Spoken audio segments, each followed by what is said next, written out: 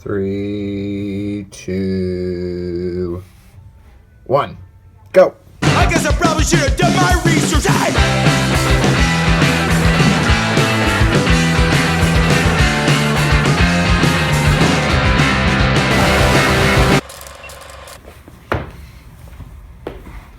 All right, let's start today with a question from Jason.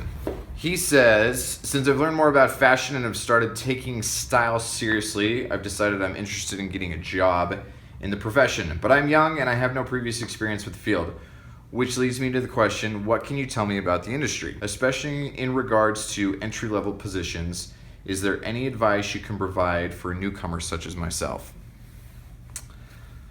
Maybe. I fell into this industry kind of bass backwards. I wouldn't have found Beckett and Robb, and I certainly wouldn't have been hired by Beckett and Robb if it hadn't have been for Masculine Style. And I wouldn't have started Masculine Style if I wouldn't have been able to, or if I would have been able to find the job that I wanted working in radio. I have the opportunity to hire guys for entry-level positions to come and work for us as a company. And most of the time what I'm looking for is not necessarily somebody who has this super in-depth knowledge when it comes to style. Obviously that is nice, but that is stuff that can be taught. What is more important is somebody who can understand how to work with clients and be able to treat men the way that most men want to be treated when they come in, and they need to be fitted for a suit, or they need to be. It's a whole different experience than just like your regular kind of lower end retail. Not to say that those jobs aren't valuable and that there isn't a lot of experience that you can glean from working those kinds of jobs. I've hired guys who have worked for companies like H&M or others where it's more just like your regular retail thing. But basically, just like any other industry, start as close to the fire as you can get, regardless of what the job is. Prove yourself to be a good worker, make yourself as invaluable as possible, and then leverage that for better opportunities, whether that's within the same company or moving on to another one.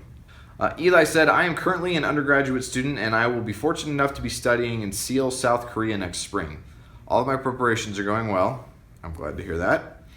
But there is one thing on my mind that I can't stop thinking about. What will my current style say of me while in a foreign country? How will my style translate into Korean culture? These questions also led me to the realization that my style will probably change quite a bit while I'm abroad for the next 5 months. My question to you is this: how can I incorporate the trends of a foreign culture into the way I dress while staying true to my own style? I like this question. I think that what you're trying to do is a good thing, because you're wanting to take advantage of the fact that you're dressing to a different audience. At the same time, you need to blend it to dressing to what your tribe is. What I would recommend you do is, rather than focusing on the large tribe of South Korea, or even the tribe within your school, just focus on the people with whom you associate when you're there, the friends you make, the classes that you're in, the people who are able to be more successful within school, whatever it is that you end up finding, the people you find yourself associating with. Find out how the higher status men within those groups dress, and then start adopting some of those styles, regardless of whether or not it has anything to do with South Korea or its particular culture. Then it's likely that it probably will. And then you just start to incorporate little aspects of that while still maintaining where you are and what you come from, especially because you're going to be there for 5 months as opposed to like 5 years or 50 years. Because if you change too much too quickly, then it just looks like a costume. Mike said, I noticed you drive a BMW SUV. How important is it for a man's vehicle to be congruent with his style? I do think that a car is, in a large aspect, it's an extension of what a man's style is, and I think that a lot of times it's a way to communicate things like intentionality, and it's a way to communicate what your aspirations are. Really, for me, what it comes down to, I'm not like a super gearhead, like I'm not really huge into cars, but I do spend time in my car, and so I would rather have one that I enjoy driving, that I enjoy the way that it drives. Like for us here, okay, so my wife has that's actually my wife's car, is that SUV, and the big reason that we have that car is one, it drives like a car as far as how well it picks up and drives and all of that. It's all-wheel drive, so it does great in the snow here in Utah. But then it's a taller version of a car, which means it's a lot easier for us to throw the kids in. And then, yeah, there's some element of status and signaling and those variables that go into it being a luxury car. But we still just drive what we can afford, and that's the same thing. I drive it's a Jaguar X-Type. The thing is 10 years old. It's been a great car. I love it. All-wheel drive, all those variables. I love the leather seats. I love that it's manual. So, yes, it should be an extension of that, but only an extension of that as opposed to a primary aspect of it. Remy asked me if it's hard to keep the house clean with kids. And we're by no means experts at this because our kids are young, but I think we have a pretty good solution to this. So basically the way that it works is kids have kind of free reign with their toys, with the instruments. There's no use in trying to like follow them and continue to clean up behind them and maintain the house as clean. It's just next to impossible. So throughout the day, the house is relatively messy. But when it's time to go to bed or when it's time to leave or we've got somebody coming over, then the kids understand that they're the ones who made the mess, and so it's their responsibility to help clean it up. And so it's part of, especially as part of like our nightly routine, which I'm a huge advocate of routines for kids. It makes putting them to bed so much easier. It makes all these things that kids really can struggle with. For us, it's made them significantly easier to do. So pajamas, brush teeth, tell stories, and part of that is that they clean up all their toys. And so by the time they're down and in bed and my wife and I are ready to just kind of veg out and relax for the night, the house is clean, and then it's ready for the disaster to start all over again the next day. T-Cobb 1984 wants to know if I've ever broken a bone.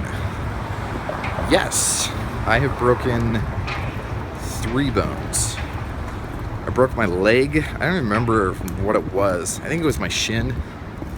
I think when I was 4, I was on my swing, on a swing on my stomach, and I was swinging pretty high, and then I put my leg down to stop myself and just snapped. So that was the first time. I broke my collarbone when I was 14. I was at the local dirt jumps doing some really cool tricks. Actually, I wasn't doing anything really cool at all. It was my first time trying to hit this jump that we just built. And so I ended up not going fast enough and landed with my front tire on top of it. So I basically cased it with my nose and flipped off. And then as a result, I went right into my shoulder and I broke this collarbone. And then the last time I broke a bone, it's kind of an embarrassing story. I was 21 and I was on my mission. So I was in Toronto and I ended up getting really pissed off about something. I will not tell you that, what I was pissed off about, but I was pretty angry. And so I went to punch a wall. It's so retarded. I punched a wall and I got a boxer fracture. I broke my hand. And so I have this sunken knuckle on my right hand on my pinky. At least it wasn't a barroom fracture because I guess technically that means that I threw the punch correctly, but still a pretty stupid injury to get. And it hurt. It hurt for a long time.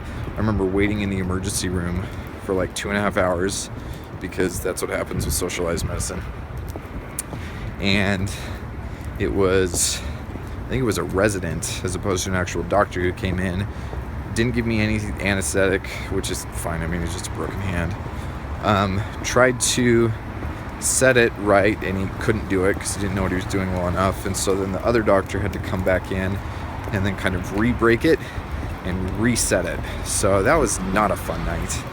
But I feel like I kind of deserved that one because it was my own stupidity that I even punched my hand in the first place. So 3, and hopefully only 1 or 2 more in the future. Kirk asked me what a Yule log is, which I guess is totally appropriate given this time of year, and is an excellent random question.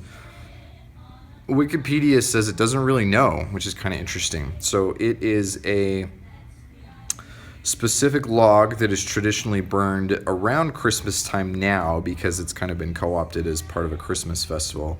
It's something that happens in northern and eastern parts of Europe with a little bit of western parts. But nobody really knows the true origin or even the true reason behind it. If you do know that, or if you know more than just what I can find on Wikipedia, I would be curious to know, so leave a comment. But But basically, as far back as Zing goes, they know that it's related to German paganism, and that's it. So there's your Yule log. Send me your questions, personal, style, or random. Don't forget to subscribe, leave me a good old thumbs up and a comment, and see ya.